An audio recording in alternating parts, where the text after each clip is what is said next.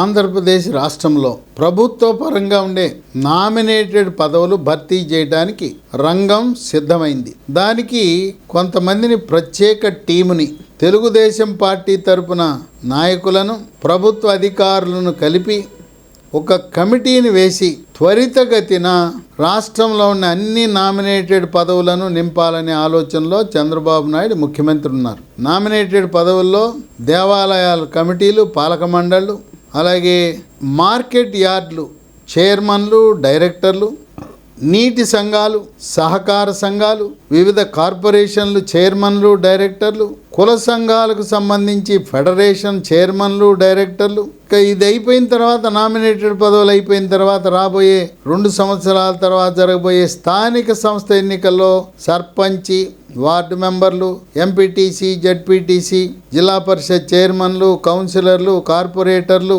Municipal చైర్మన్లు, మేయర్లు, వాటిలో కూడా స్థానిక సంస్థల ఎన్నికల్లో, సహకార సంఘ ఎన్నికల్లో, నీటి సంఘాల ఎన్నికల్లో 3 పార్టీలు కలిపి ఒక ఫార్ములా అమలు చేయటానికి సూత్రప్రాయంగా అంగీకారం కుదిరింది. ఇక మీదట ఎక్కడ నామినేటెడ్ పదవులు, ఎక్కడ ఎన్నికలు జరిగినా ఈ ఫార్ములా అమలు చేయాలనే నిర్ణయానికి 3 పార్టీలు తెలుగుదేశం, జనసేన, బీజేపీ అంగీకరించాయి. ఈ ఫార్ములా ఏంటంటే, టీడీపీ శాసనసభ్యులున్న నియోజకవర్గాలలో 60% నామినేటెడ్ పోస్టులు టీడీపీకి, 30% నామినేటెడ్ పోస్టులు జనసేనకు, 10% పోస్టులు భారతీయ జనతా పార్టీకి ఇవ్వబోతున్నారు. జనసేన గెలిచిన 21 నియోజకవర్గాల్లో 60%, ఆ 21 నియోజకవర్గాలు 60% జనసేన వారికి నామినేటెడ్ పదవులు, 30% తెలుగుదేశం పార్టీ వారికి, 10% బీజేపీకి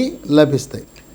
భారతీయ జనతా పార్టీ గెలిచిన 8 నియోజకవర్గాల్లో 50% నామినేటెడ్ పదవులు, ఆ నియోజకవర్గాల్లో 8 నియోజకవర్గాల్లో నామినేటెడ్ పదవులు 50% బీజేపీకి వెళ్తాయి. మిగతా 50% ఈ 8 బీజేపీ నియోజకవర్గాల్లో తెలుగుదేశం, జనసేనకి వెళ్తాయి.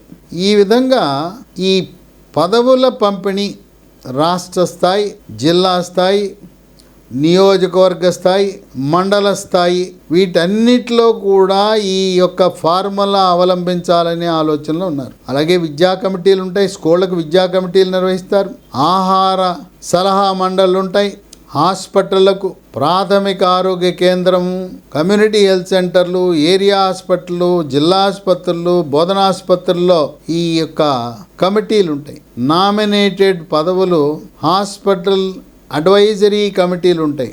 వాటిలో ఇదే ఫార్ములా అమలు చేయాలని, ఏ శాఖలో ఎవరైనా ఏది చేయాలన్నా ప్రతి దాంట్లో కూడా 3 పార్టీల ప్రతినిధులు ఉండే విధంగా సమన్వయంతో ముందుకు సాగుతూ, ఇతోధికంగా నిధుల వరదతో ఆంధ్రప్రదేశ్ను ముంచెత్తిన భారతీయ జనతా పార్టీకి 175 నియోజకవర్గాల్లో ఉండే 10% మంది భారతీయ జనతా పార్టీ నాయకులకు పదవులు ఇవ్వటం, రాష్ట్ర స్థాయిలో భారతీయ జనతా పార్టీ, జనసేన, తెలుగుదేశం పార్టీకి అభ్యర్థిగా పోటీ చేయాలని, కొన్ని కారణాల వల్ల ఆ సీట్ లభించక పోటీ నుంచి విరమించుకుని అభ్యర్థి యొక్క విజయం కోసం కృషి చేసిన వారందరినీ గుర్తించి, ఎవరైతే ఎన్నికల్లో గట్టిగా కృషి చేసి సమయాన్ని కేటాయించడమే కాక ఆర్థిక వనరులు కూడా సమకూర్చి, సొంత వనరులు ఖర్చు పెట్టి పలుమార్లు ధర్నాలు చేసి,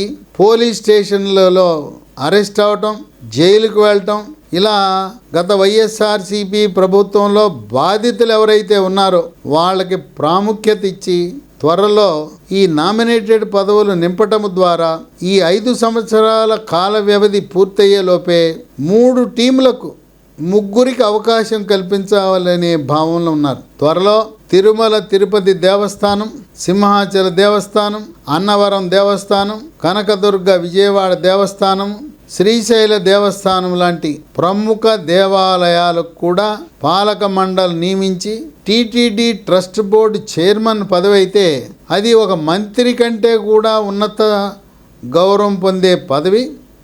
ఆ పదవి ఎవరిని వరిస్తుందా అని ఆసక్తితో ఆంధ్రప్రదేశ్ ప్రజలు, తెలుగు ప్రజలందరూ కూడా చంద్రబాబు నాయుడిని ఎవరిని నియమిస్తారా అనే ఆలోచనలో ఉన్నారు.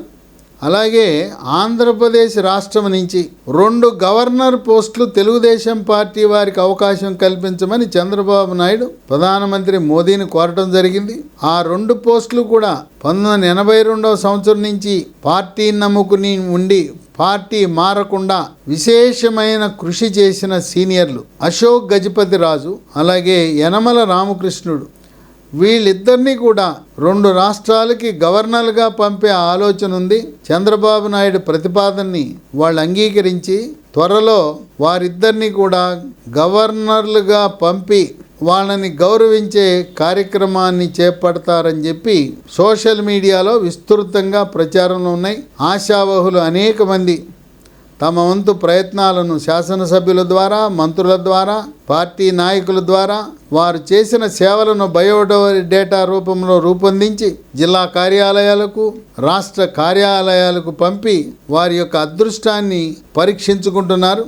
ఈ నామినేటెడ్ పదవుల విషయంలో కూడా సామాజిక న్యాయానికే కట్టుబడి ఉంటాయి 3 పార్టీలు. అన్ని కులాలకు ప్రాతినిధ్యం ఇచ్చే విధంగా అగ్రవర్ణాలకు, అగ్రకులాల్లో కూడా కమ్మ, కాపు, క్షత్రియ, బ్రాహ్మణ, వైశ్య అన్ని అగ్రకులాలకు, అలాగే బీసీ కులాలకు, ఎస్సీ, ఎస్టీ, మైనారిటీ, దివ్యాంగులకు అందరినీ తృప్తిపరిచే విధంగా సామాజిక న్యాయానికి 3 పార్టీలు కట్టుబడి సామాజిక న్యాయంతో పాటు పార్టీకి ఎనలేని కృషి చేసిన వారిని గౌరవించే అవకాశము, సమయం ఆసన్నమైందని ఈ విషయం తెలిసిన వివిధ 3 పార్టీల శ్రేణులు వాళ్ళెంతో ఆనందంగా మాకు త్వరలో పదవులు రాబోతున్నాయి, రాజయోగం మాకు కలగబోతుందని ఆశతో ఎదురు చూస్తున్నారు.